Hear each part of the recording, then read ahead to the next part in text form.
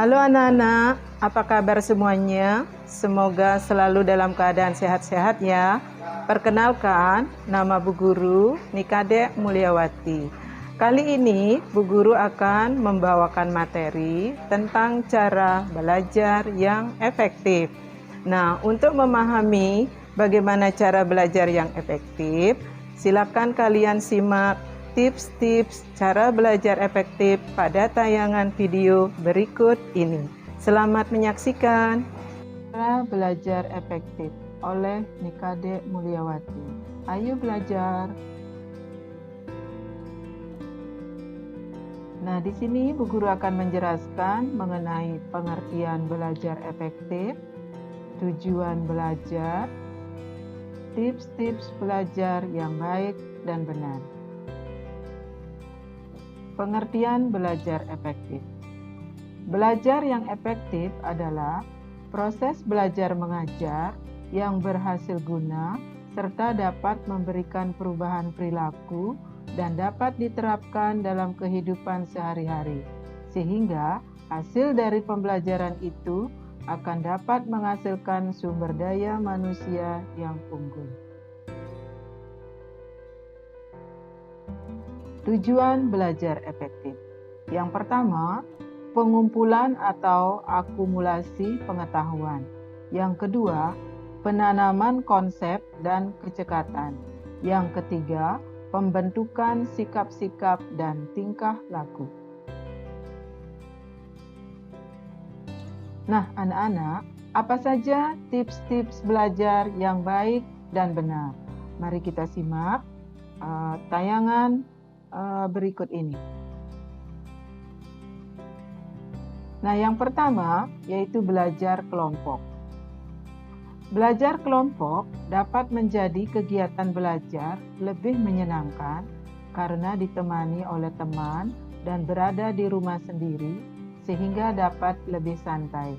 Namun, belajar kelompok dalam situasi pandemi COVID-19 ini tidak harus berkumpul sama teman, tapi bisa memanfaatkan beragam aplikasi, misalnya seperti melalui video call atau Zoom meeting, sehingga belajar jadi lebih semangat.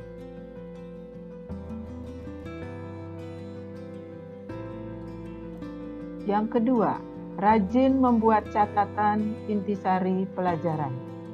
Bagian-bagian penting dari pelajaran sebaiknya dibuat catatan di kertas atau buku kecil yang dapat dibawa kemana-mana sehingga dapat dibaca dimanapun kita berada. Namun, catatan tersebut jangan dijadikan media mencontek karena dapat merugikan kita sendiri. Membuat perencanaan yang baik. Ini tips yang ketiga. Untuk mencapai tujuan, biasanya diiringi oleh rencana yang baik. Oleh karena itu, ada baiknya kita membuat rencana belajar dan rencana pencapaian nilai untuk mengetahui apakah kegiatan belajar yang kita lakukan telah maksimal atau perlu ditingkatkan. Sesuaikan target pencapaian dengan kemampuan yang kita miliki. Buat rencana belajar yang diprioritaskan pada mata pelajaran yang lemah. Buatlah jadwal pelajaran yang baik. Tips yang ketiga, disiplin dalam belajar. Apabila kita telah membuat jadwal belajar, maka harus dijalankan dengan baik. Contohnya, seperti belajar tepat waktu dan serius, tidak sambil main-main, dengan konsentrasi penuh. Jika waktu makan, mandi, ibadah, dan sebagainya telah tiba, maka jangan ditunda-tunda lagi. Lanjutkan belajar setelah melakukan kegiatan tersebut jika waktu belajar belum usai. Bermain dengan teman atau game dapat merusak konsentrasi belajar. Sebaiknya kegiatan bermain juga dijadwalkan dengan waktu yang cukup panjang namun tidak melelahkan jika dilakukan sebelum waktu belajar. Jika bermain video game, sebaiknya pilih game yang mendidik dan tidak menimbulkan rasa penasaran ataupun rasa kekesalan yang tinggi jika mengalami kekalahan. Tips yang berikutnya, menjadi aktif bertanya dan ditanya. Jika ada hal yang belum jelas, maka tanyakan kepada guru, teman, atau orang tua. Jika kita bertanya, biasanya kita akan ingat jawabannya. Jika bertanya, bertanyalah secukupnya dan jangan bersifat memuji orang yang kita tanya. Tawarkanlah pada teman untuk bertanya kepada kita hal-hal yang belum dia pahami. Semakin banyak ditanya, maka kita dapat semakin ingat dengan jawaban, dan apabila kita juga tidak tahu jawaban yang benar, maka kita dapat membahasnya bersama-sama dengan teman. Tips selanjutnya, belajar dengan serius dan tekun. Ketika belajar di kelas, dengarkan dan catat apa yang guru jelaskan. Catat yang penting karena bisa saja hal tersebut tidak ada di buku dan nanti akan keluar saat ulangan ataupun ujian. Ketika waktu luang, baca kembali catatan yang telah dibuat tadi dan hafalkan sambil dimengerti. Jika kita sudah merasa mantap dengan suatu pelajaran, maka ujilah diri sendiri dengan latihan soal-soal. Setelah soal dikerjakan, periksa jawaban dengan kunci jawaban. Pelajari kembali soal-soal yang salah dijawab. Tips yang ketujuh, hindari belajar berlebihan. Mungkin kamu pernah dengar sistem belajar kebut semalam atau dikenal dengan istilah SKS. Ya, kita merupakan sistem belajar yang keliru dan salah. Jika waktu ujian atau ulangan sudah dekat, biasanya kita akan panik jika belum siap. Jalan pintas yang sering dilakukan oleh pelajar yang belum siap adalah dengan belajar hingga larut malam atau begadang, ataupun membuat contekan. Nah, sebaiknya ketika akan ujian, tetap tidur tepat waktu, karena jika begadang, semalaman akan membawa dampak yang buruk bagi kesehatan, terutama bagi anak-anak. Tips yang ke-8, jujur dalam mengerjakan ulangan dan ujian. Hindari mencontek ketika sedang mengerjakan soal ulangan atau ujian. Mencontek dapat membuat sifat kita curang dan pembohong. Kebohongan bagaimanapun juga tidak dapat ditutup-tutupi terus-menerus dan cenderung untuk melakukan kebohongan selanjutnya.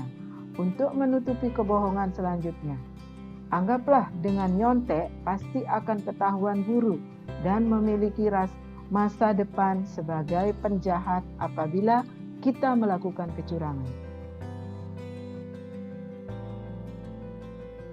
Tips yang ke-9, jadilah seorang pemimpin, latihlah rasa tanggung jawabmu. Apabila guru meminta bantuanmu untuk mengerjakan sesuatu, misalnya membersihkan kelas, jangan ragu untuk menerimanya. Ajak beberapa teman kelas dan pimpin mereka untuk membersihkan kelas bersama-sama.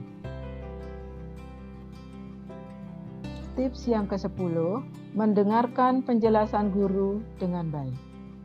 Jawablah setiap pertanyaan yang diajukan oleh guru apabila kamu mengetahui jawabannya. Jangan menunggu guru untuk memanggil kamu untuk menjawab pertanyaan. Tips yang ke-11, jangan malu untuk bertanya.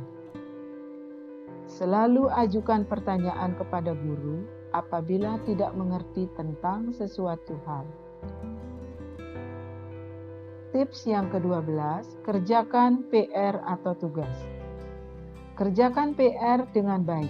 Jangan selalu mencari alasan untuk tidak mengerjakannya. Jangan malas mengerjakan PR dengan alasan lupa atau menunda-nunda mengerjakannya. Enak kan kalau kita cepat mengerjakan PR, jadi masih punya banyak waktu untuk bermain dan nonton TV. Tips yang berikutnya, selalu mengulang pelajaran yang sudah diajarkan. Setiap pulang dari sekolah, selalu mengulang pelajaran yang tadi diajarkan. Nanti, sewaktu ada ulangan, jadi tidak banyak yang harus dipelajari. Asik bukan? Tips yang ke-14, cukup istirahat, makan, dan bermain. Setelah pulang sekolah, kita sering ingin cepat-cepat bermain dan melupakan segala hal penting lainnya. Contohnya, makan dan istirahat. Padahal, setelah seharian di sekolah, tak terasa badan kita membutuhkan masukan energi tambahan yang bisa didapatkan dari istirahat dan makanan yang kita makan. Oleh karenanya, kita harus dapat membagi waktu untuk makan, istirahat, dan bermain. Kalau semuanya sudah dilakukan dengan baik, badan jadi akan terasa segar setiap hari. Jadi tidak sering mengantuk di kelas. Tips yang selanjutnya, banyak berlatih pelajaran yang kurang disukai. Apabila kamu tidak menyenangi suatu mata pelajaran, contohnya matematika karena banyak menghitung, maka banyak-banyaklah berlatih, mengikuti kursus atau les belajar, baik itu berkelompok dengan teman. Sehabis belajar, bisa bermain dan menambah teman baru di tempat kursus. Selain itu, siapa tahu dari kurang menyukai matematika, kalian malah menjadi menyukainya. Tips yang berikutnya, ikutilah kegiatan ekstrakurikuler yang kamu senangi. Cari tahu kegiatan apa yang cocok dan kamu suka. Contohnya, apabila kalian suka pelajaran taekwondo, cobalah untuk mengikuti kursus dari kegiatan tersebut. Atau suka basket, ya silakan kalian untuk mengikuti kursus atau latihan tentang basket. Sehingga selain belajar pelajaran-pelajaran yang diajarkan di sekolah, kalian juga dapat mendapatkan pelajaran tambahan di luar sekolah. Tips yang berikutnya, cari seorang pembimbing yang baik. Orang tua adalah pembimbing yang terbaik selain guru. Apabila ada yang kurang jelas dari keterangan guru di sekolah, kalian dapat menanyakan hal tersebut kepada orang tua. Selain itu, kalian juga dapat belajar dari teman yang berprestasi. Tips yang berikutnya, jangan suka mencontek teman. Kalau mencontek, kamu bisa bodoh karena tidak berpikir sendiri. Lagi pula, belum tentu teman yang kamu contek itu menjawab pertanyaan dengan benar. Belum lagi kalau ketahuan guru dan teman lain. Malu kan? Nah, kalau kamu rajin belajar, pasti bisa menjawab semua pertanyaan dengan benar, sehingga ulangan mendapatkan nilai yang baik. Tips yang berikutnya, niat dengan sungguh-sungguh. Kalau belajar tidak sungguh-sungguh ataupun tidak niat, yang ada malah pikiran kita melayang kemana-mana. Entah itu tentang makanan, games, lawan jenis, dan lain-lain. Oleh sebab itu, belajar yang baik dimulai dengan niat yang sungguh-sungguh. Tips yang ke-20, lokasi dan situasi yang kondusif. Jikalau kita belajar, tidak mungkin kalau kita lakukan di tengah jalan raya ataupun ketika kita sedang makan. Cara yang paling efektif untuk belajar adalah mencari tempat yang nyaman dan tidak terlalu banyak gangguan, agar kita bisa lebih berkonsentrasi. Tips yang ke-21, hindari sikap tidak jujur. Sekarang ini banyak siswa membuat catatan untuk mencontek saat ada ulangan atau ujian. Dengan belajar dengan jadwal yang teratur, seorang murid akan selalu siap jika ada ulangan dadakan dan tidak perlu kalian mencontek. Tips yang ke-22, metode imitasi. Proses belajar bisa berjalan dengan sempurna melalui metode imitasi atau metode meniru. Metode ini direalisasikan ketika seseorang meniru orang lain atau gurunya. Metode ini sering digunakan anak kecil untuk melafal kata bahasa dari orang tuanya. Begitu juga jika ia meniru berbagai perilaku, etika, dan tradisi. Tips selanjutnya, trial and error. Manusia juga belajar dari eksperimen pribadi. Dia akan berusaha secara mandiri untuk memecahkan masalah yang dihadapi. Terkadang beberapa kali dia melakukan kesalahan dalam memecahkan masalah. Namun, dia juga beberapa kali mencoba untuk melakukan kembali. Sampai pada akhirnya, dia mampu untuk menyelesaikan permasalahan dengan benar.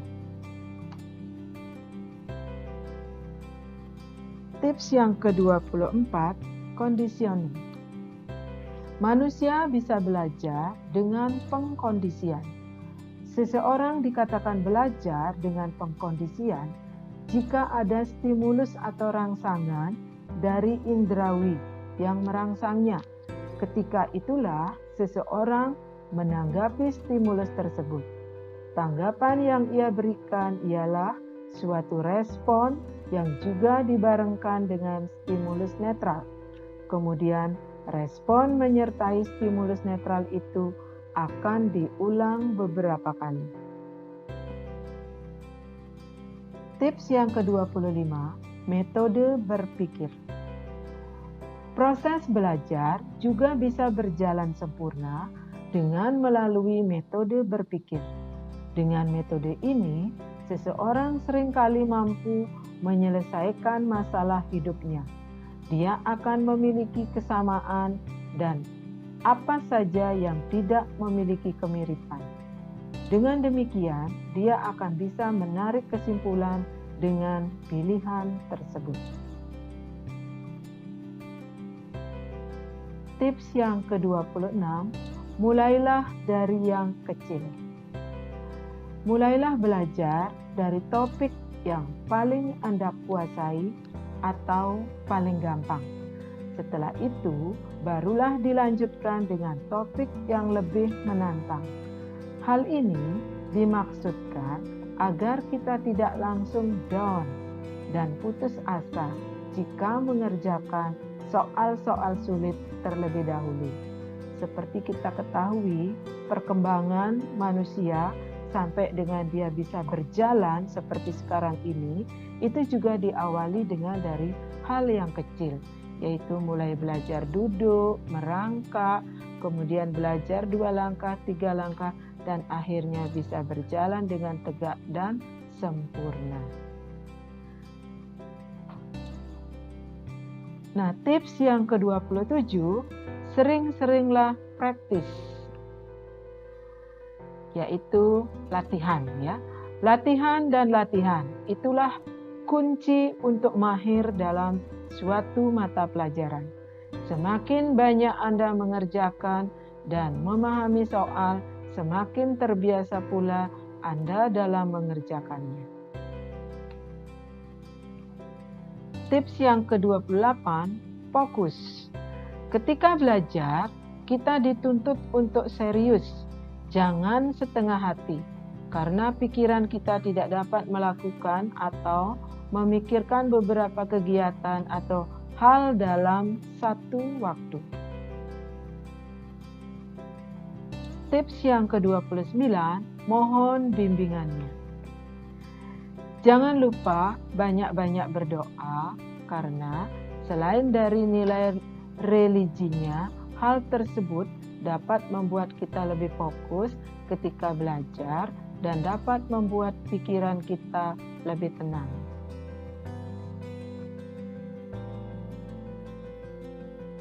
Tips yang terakhir yaitu menggunakan media dan sumber-sumber yang relevan. Jika kita hanya menggunakan satu buku sebagai bahan patokan untuk belajar, apapun hasil yang kita dapat belum tentu maksimal. Untuk itulah, cobalah untuk mencari-cari hal yang terkait kita pelajari dengan menggunakan sumber dan media yang sudah ada. Kita bisa mencarinya dengan menggunakan internet, koran, buku lain, majalah, dan lain-lain. Tentu kita juga tidak mau ilmu yang kita dapat hanya segitu saja, karena hanya mempunyai satu buku atau sumber yang tidak lengkap. Untuk itulah, sumber dan media hanyalah sebagai pelengkap dalam belajar yang baik dan benar. Nah, tadi kalian sudah menyaksikan materi tentang cara belajar efektif yang Bu Guru sampaikan. Semoga kalian bisa memahami materi tersebut sehingga kalian bisa menerapkannya dalam proses pembelajaran selanjutnya. Oke, selamat mencoba. Terima kasih.